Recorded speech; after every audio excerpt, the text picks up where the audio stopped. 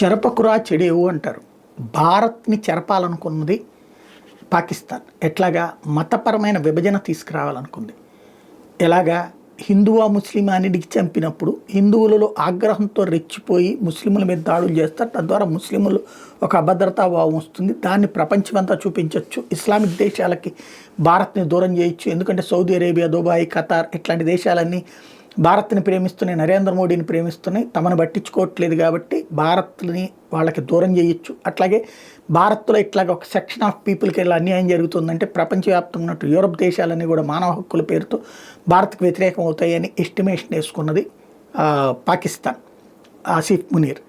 అయితే అది కాస్త రివర్స్ అయింది. ప్రజలు అట్లాగా దాన్ని ఖండించారు, ఆగ్రహం వ్యక్తం చేశారు, ఆవేదన వ్యక్తం చేశారు, ప్రభుత్వం చర్యలు తీసుకోవాలన్నారు. కానీ తోటి ముస్లింలని ఏమీ చేయలేదు. అంటే హిందువులకి మిత్రులైనటువంటి విధంగానే ముస్లింలను చూశారు తప్పించి శత్రువులుగా చూడలేదు. దాంతో కంట్రోల్ అయిపోయింది. ఇక ఏం చేయాలో అర్థం కాని పరిస్థితుల్లో ఉన్నట్టు పాకిస్తాన్కి ఆ ఉగ్ర మూలాలనే ధ్వంసం చేయడం ద్వారా భారతదేశం ఈ అవకాశాన్ని సద్వినియోగం చేసుకుంది.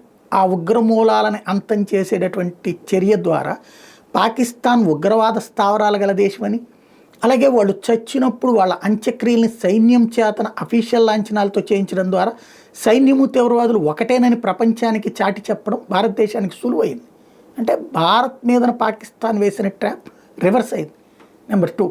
నెంబర్ 3 వచ్చేటప్పటికి ప్రపంచ దేశాలన్నిటికీ తమ సత్తా ఏంటో చూపెడదాం అనుకుంది. తీరా చూస్తే 4 రోజులు కాదు 4 గంటల్లోనే విఫల దేశం అన్నటువంటి విషయాన్ని నెత్తిన పెట్టుకుంది.